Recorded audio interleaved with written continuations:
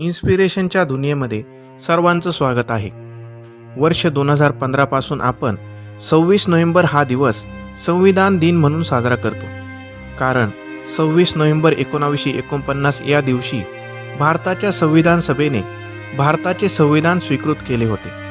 जेव्हा आपण प्रस्तावनेच्या शेवटच्या ओळी वाचतो तेव्हा त्यात दिले आहे की आमच्या संविधान सभेत आज दिनांक 26 नोव्हेंबर 1949 रोजी याद्वारे हे संविधान अंगीकृत आणि अधिनियमित करून स्वतः प्रत अर्पण करीत आहोत। परंतु अशा काही गोष्टी आणि घटना आहेत ज्या 26 नोव्हेंबर 1949 आणि संविधान सभेशी जोडल्या गेलेल्या आहेत। त्याच घटना आपण या व्हिडिओतून जाणून घेणार आहोत। संविधान सभेचे गठन व्हावे हा विचार सर्वप्रथम एका व्यक्तीच्या मनात आला। ती व्यक्ती म्हणजेच एम.एन. रॉय।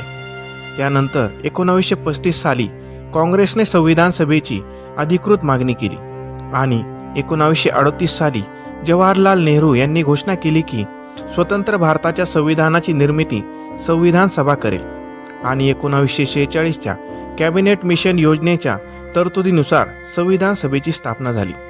9 डिसेंबर 1946ला संविधान सभेची पहिली बैठक झाली।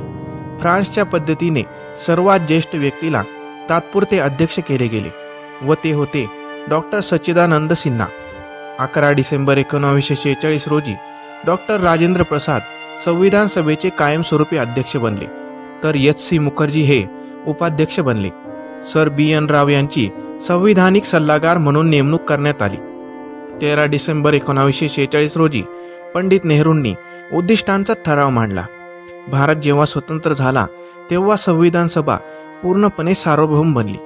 त्यामुळे आता संविधान सभेला 2 कार्य करायची होती, एक म्हणजे संविधान बनवणे आणि दुसरे म्हणजे इतर कायद्यांची अंमलबजावणी करणे। त्यामुळे सभा जेव्हा संविधान सभा म्हणून भरायची तेव्हा डॉक्टर राजेंद्र प्रसाद हे अध्यक्ष असायचे आणि जेव्हा कायदे मंडळ म्हणून भरायची तेव्हा अध्यक्ष असायचे ग.वा. मावळणकर। त्यामुळेच ग.वा. मावळणकर यांना पहिले लोकसभा अध्यक्ष देखील म्हटले जाते। भारताच्या स्वातंत्र्याच्या काही दिवस आधी 22 जुलै 1947 रोजी भारताचा राष्ट्रध्वज स्वीकारण्यात आला। भारताला स्वातंत्र्य मिळाले आणि त्यानंतर 29 ऑगस्ट 1947ला मसुदा समितीचे गठन झाले। मसुदा समितीचे अध्यक्ष होण्याचा मान डॉक्टर बाबासाहेब आंबेडकरांना मिळाला। मसुदा समितीतील इतर सदस्य होते गोपाल स्वामी अय्यंगार, अल्लादी कृष्णस्वामी अय्यर, के.एम. मुन्शी, सय्यद मोहम्मद सादुल्ला, बी.एल. मित्तल। बी.एल. मित्तल यांनी जेव्हा आपल्या पदाचा राजीनामा दिला तेव्हा त्यांची जागा एन. माधवराव यांनी घेतली आणि शेवटचे सदस्य होते डी.पी. खेतान। खेतान यांचे निधन झाल्याने त्यांची जागा टी.टी. कृष्णम्माचारी यांनी घेतली। अशा प्रकारे अध्यक्षांसहित एकूण 7 सदस्य मसुदा समितीत होते। संविधान जेव्हा स्वीकारण्यात आलं तेव्हा एकूण 284 सदस्य हजर होते आणि त्याच दिवसापासून म्हणजेच 26 नोव्हेंबर 1949 पासून काही कायद्यांची अंमलबजावणी करण्यात आली आणि काही कायदे 26 जानेवारी 1950 पासून लागू करण्यात आले। येथे एक गोष्ट जाणून घेणे गरजेचे आहे, ते म्हणजे प्रस्तावनेला पूर्ण संविधान लागू केल्यानंतर लागू करण्यात आले। तुम्हाला हे जाणून आश्चर्य वाटेल की संविधानाच्या मूळ प्रती या हाताने लिहिल्या गेल्या होत्या। त्यासाठी कोणत्या टायपिंगचा वापर केला गेला नाही। या मूळ प्रतींचे लेखन प्रेम बिहारी नारायण रायजादा यांनी केले। या अत्यंत सुंदर हस्ताक्षरात लिहिलेल्या प्रती लिहिण्यासाठी त्यांना 6 महिन्याचा काळ लागला आणि कमालीची गोष्ट ही आहे की जेव्हा त्यांना विचारण्यात आले की या कामासाठी तुम्ही किती मानधन घ्याल तेव्हा त्यांनी म्हटले की प्रत्येक पानावर माझे हस्ताक्षर असावे आणि शेवटच्या पानावर माझ्या आजोबांचेही नाव असावे। केवळ हीच त्यांची अट होती आणि त्यांना यांची परवानगी दिली गेली। संविधानाच्या पानावर जे नक्षीकाम केले गेले ते केले आहे आचार्य नंदलाल बोस यांनी। संविधानाच्या मूळ प्रती भारतीय संसदेच्या लायब्ररीमध्ये आजही हेलियमने भरलेल्या बॉक्समध्ये ठेवले आहे।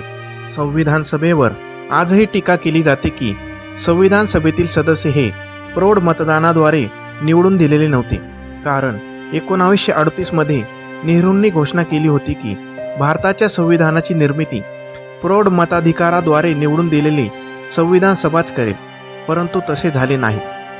संविधान सभेवर आणखी एक टीका केली जाते की यात गरजेपेक्षा जास्त म्हणजेच 2 वर्ष 11 महिने 18 दिवस इतका वेळ खर्च झाला. परंतु भारताचे संविधान हे सर्वात मोठे लिखित संविधान आहे, त्यामुळे इतका वेळ लागणारच होता. पुढची टीका ग्रॅनविल ऑस्टिन यांनी केली आहे. ते म्हणतात, संविधान सभेत एकाच गटाचे प्रभुत्व होते, म्हणजेच संविधान सभा म्हणजेच काँग्रेस आणि काँग्रेस म्हणजेच भारत. यात इतर पक्षांचा अभाव होता.